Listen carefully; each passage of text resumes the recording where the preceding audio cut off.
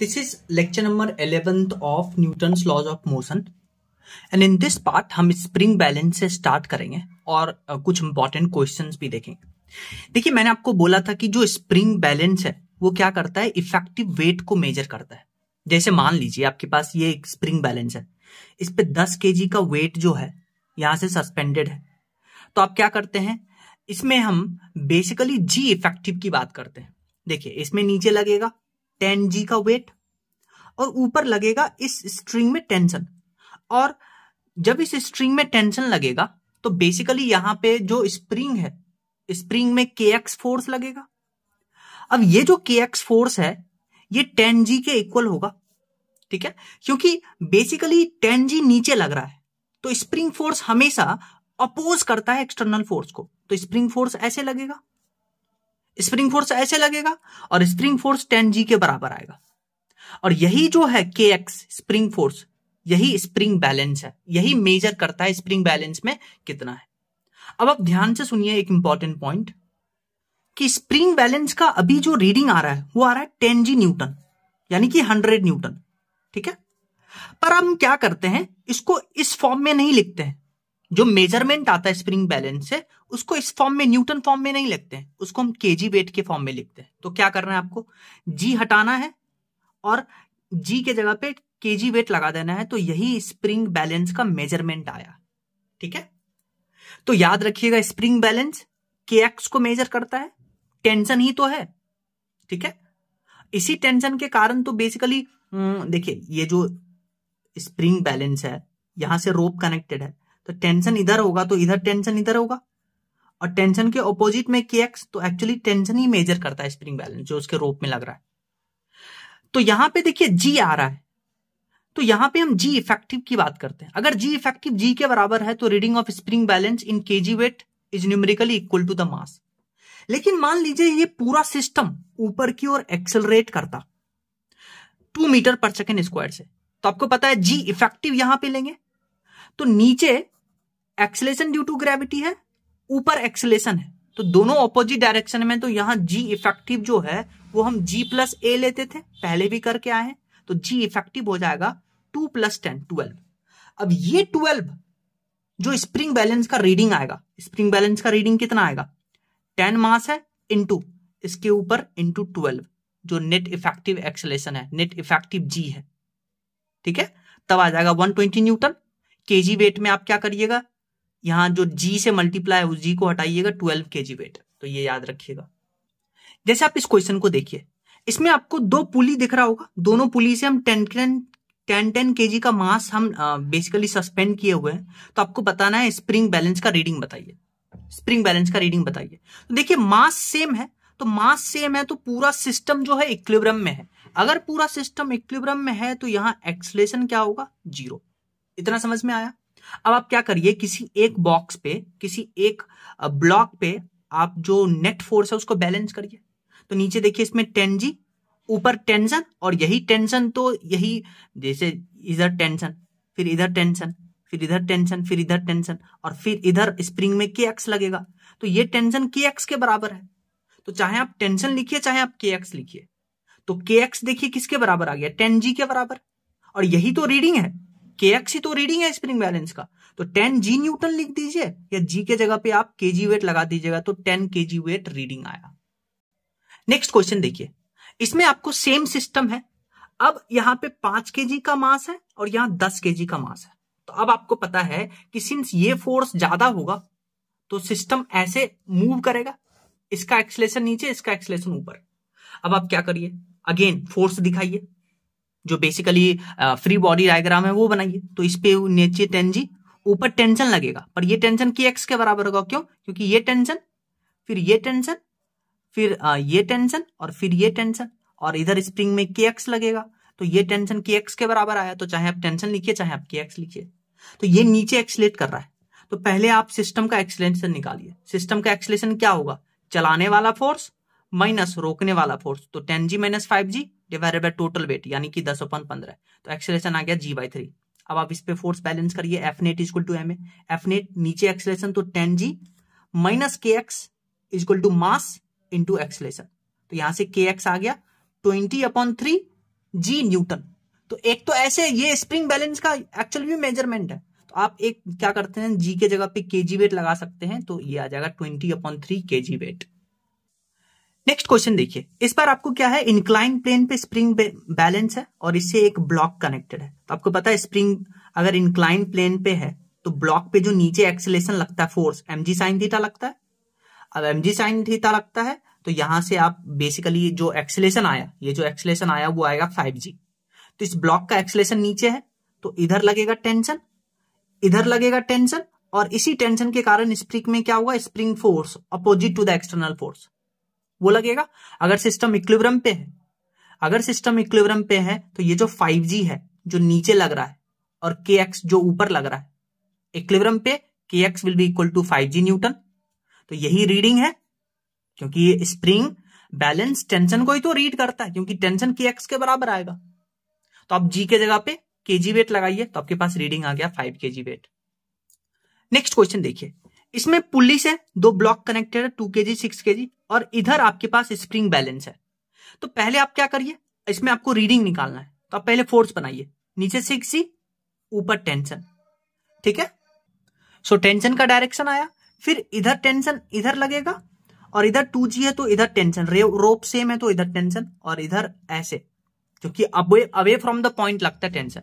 तो इधर t इधर t, तो ऊपर जो इस रोप में आएगा वो 2t, तो 2t ऊपर है तो स्प्रिंग में फोर्स इसके ऑपोजिट लगेगा, इसके ऑपोजिट लगेगा तो स्प्रिंग में फोर्स ऐसे लगेगा kx, ठीक है, 2t लगेगा, ठीक है, और kx ऐसे लगेगा। अब जब सिस्टम बेसिकली इक्विलिब्रियम पे होगा तो ये kx जो होगा 2t के बराबर होगा और यही kx क्या है, रीडिंग ऑफ स्प्रिंग बैलेंस, ठीक है।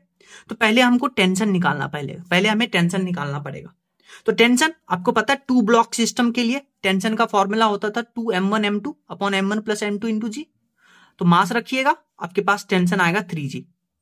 अब 3g टेंशन आ गया मल्टीप्लाइड बाय 2 तो 6g, यही रीडिंग होगा, चाहे आप ऐसे 6g न्यूटन लिख दीजिए या g के जगह पे kg वेट, तो 6 kg वेट रीडिंग आएगा।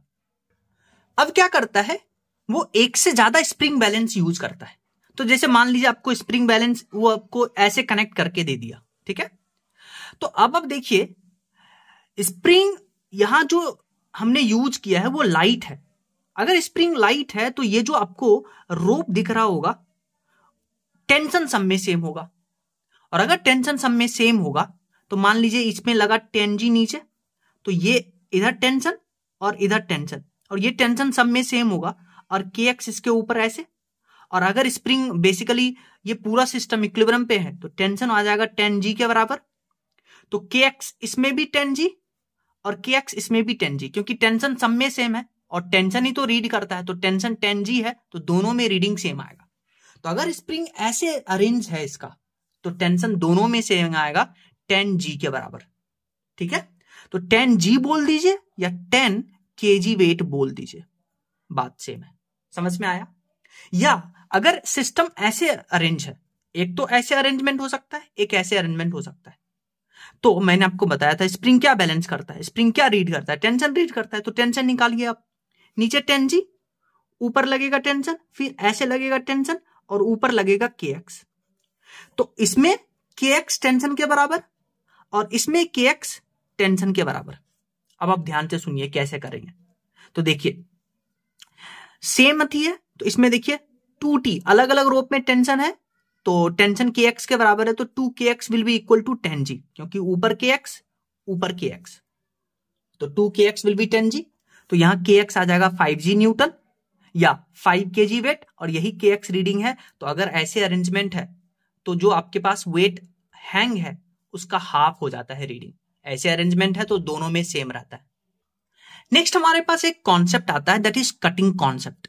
इस कटिंग कॉन्सेप्ट में हम क्या करते हैं, स्प्रिंग और फिर थ्रेड, स्प्रिंग या फिर रोप या कोई स्प्रिंग हम क्या करते हैं, इसमें कट करने के बाद आपसे पूछा जाता है कि दोनों ब्लॉक का एक्सेलेरेशन बताइए और एक्सेलेरेशन का डायरेक्शन बताइए, बस यही पूछता है, एक्सेलेरेशन बताइए और एक्सेलेरेशन का डायरेक्शन बताइए, ठीक है। तो मान लीजिए ये आपके पास एक एग्जांपल है, एग्जांपल से हम कॉन्सेप्ट सीखते हैं। ये स्प्रिंग दिख रहा है, ये 2m का ब्लॉक, ये m का ब्लॉक, और हमने क्या किया, इस रोप को कट किया और जैसे ही कट किया तो आपको बोला है इसी इंस्टेंट पे दोनों ब्लॉक का एक्सेलेरेशन पता करिए और किधर एक्सेलेरेशन है डायरेक्शन वो पता करिए। तो क्वेश्चन पढ़िए। In the given figure if string connecting block is cut find acceleration of block at this instant and आपको डायरेक्शन भी बताना है। पहले आप क्या करिए, देखिए क्वेश्चन को स्टेप बाय स्टेप सॉल्व करेंगे। पहले आप क्या करिए, कट करने से पहले जितना भी फोर्स इसमें लग रहा है सब डिनोट करिए, सबको दर्शाइए। तो देखिए इधर लगेगा mg, ऊपर लगेगा टेंशन। अगर इक्विलिब्रियम पे है तो ये टेंशन mg के बराबर, ये टेंशन इधर, तो इस रोप में भी टेंशन लगेगा ऐसे, इस रोप में भी टेंशन लगेगा ऐसे, जो कि mg के बराबर आएगा, और इस 2m मास पे 2mg नीचे वेट लगेगा। ठीक है, फिर इधर टेंशन लगेगा, ठीक है, और ये टेंशन, और फिर इधर टेंशन, और ऊपर लगेगा kx। तो ये kx टेंशन के बराबर आएगा और ये kx किसके बराबर आएगा, mg प्लस 2mg यानी 3mg के बराबर। एक तो आपने सब में बेसिकली फोर्स का डिनोशन कर लिया, फोर्स को हमने दर्शा लिया। अब जैसे ही थ्रेड कट करिएगा, याद रखिएगा जिस भी पार्ट को आप कट करिएगा, चाहे थ्रेड हो चाहे स्प्रिंग हो, जिस भी पार्ट को थ्रेड में कट करिएगा, जिस भी पार्ट को कट करिएगा, एट द इंस्टेंट उसमें जितना भी वैल्यू है सबको जीरो कर दीजिएगा, और जिसको आप नहीं कट किए हैं उसमें सारा फोर्स रहेगा।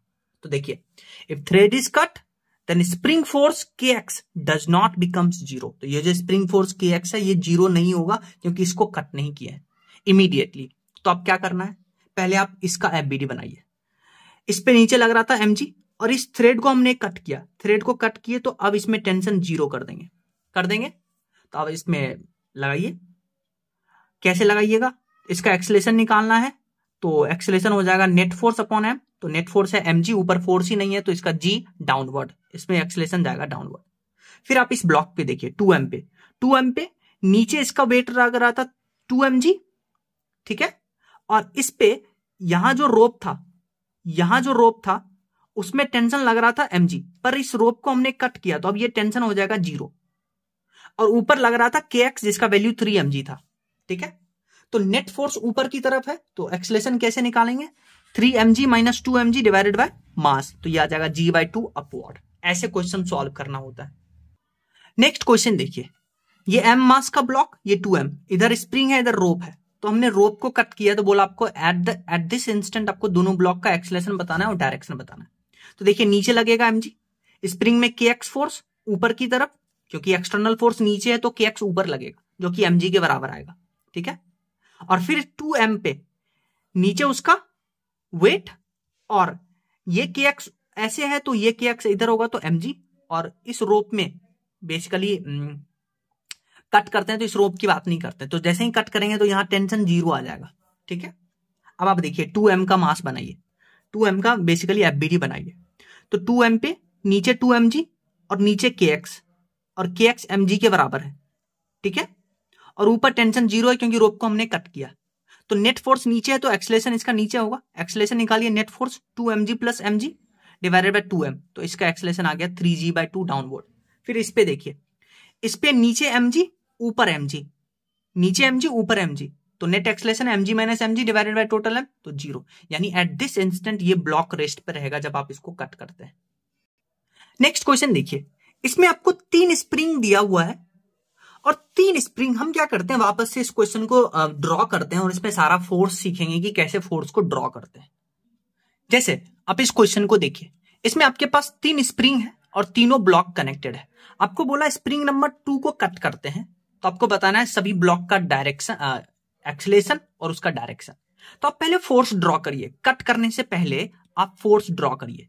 तो कट करने से फोर्स ड्रॉ करेंगे तो इस पे लगेगा 3mg नीचे, ऊपर लगेगा स्प्रिंग फोर्स kx जो 3mg के बराबर ही आएगा, फिर इधर लगेगा kx, क्योंकि स्प्रिंग फोर्स भी बेसिकली क्या एक्शन रिएक्शन पेयर, तो ये भी 3mg के बराबर, और इस पे लगेगा इसका वेट, ग्रेविटेशनल वेट 2mg के बराबर। ठीक है, तो 2mg प्लस 3mg, तो ऊपर जो kx लगेगा स्प्रिंग फोर्स वो आएगा 5mg के बराबर। ये समझ में आया।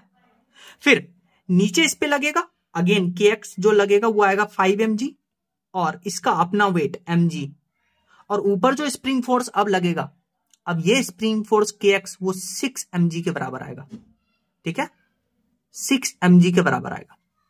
तो एक बार अब आपने क्या किया, फोर्स को सब डिनोट कर लिए, ठीक है। अब आप क्या करते हैं, इस स्प्रिंग को बोला कि कट करते हैं।